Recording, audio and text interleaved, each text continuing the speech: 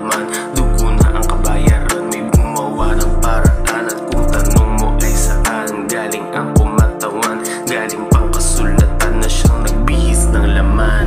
Nagpakalunod na lang sa alak, tila sinuko na ang pangarap. Mga nadurog mo na mga balak, hanggang sa ulo mo na lang ba dapat na kakulog sa apat na sulok ng silid na puno ng usok, habang ang luha bumubulusok sa iyong sahig na punong nabupog. Patay ang ilaw, dilim ang nais, mga naghalong luha mo't pawis, mata mo na nagmistulang batis mula sa tigma. Sagot na bakit mga piraso ng dugo na puso na sinabi nga nila ay tuso, ay kamukha na mga niluto, mga pamawi ng antok at gutom. Na ang hakbang, mga lakad para bang hinahatak mo na lang, dahil sa tanik ka lang nakakadena at pasan kumaliwa o pa ka na nakapiit ang paanan mo sa iyong nakaraan. Buhay dapat di ganyan, lingid sa kaalaman. Dugo na ang kabayaran, may gumawa ng paraan. At kung tanong mo ay saan galing ang kumatawan, galing pang kasulatan na siyang nagbihis ng laman. Hanggang sa nais ng wakasan ng dahilan ng pagdaramdam, para bang nahibang nakatutok sa ulo, baril na hiram mo, kaya naman ng pulso ay gilitan. May biglang bumulong boses di makilala, dalawang salita maigling parirala, mahal kita. Ang sabi pa nga niya, napatigil bigla sa mga naalala. Narinig mo na dati ang boses na to, sa memorya mo nakatatak na tato. Boses nga ni Jesus ang tumawag sa'yo, napatigil, nanigas ka na parang bato. Siya nang namatay at hindi mo kailangan tapusin ang buhay mo na iningatan magulang ng Diyos. Asa naman lamang alalahanin ang krus na tumapos ng laban. Wala ka nang dapat na iaalay, itaas ang kamay kahit mangalay. Buhay na tunay ay sa tinapay, ng buhay mo maisa sa lalay. Siya ay namatay para magkaroon ka ng tunay na buhay, at ang testimonya sa buhay mo man ay maraming kumontra. May nakahanda ka na na korona, natagpuan na ang nais makita. Buhay si Jesus, magandang balita, ngayon malakas ang dating mahina. Ano man ang pader ay kayang masira, nabasag na tani kalay na lagot, hindi nakatulong ang mga gamot.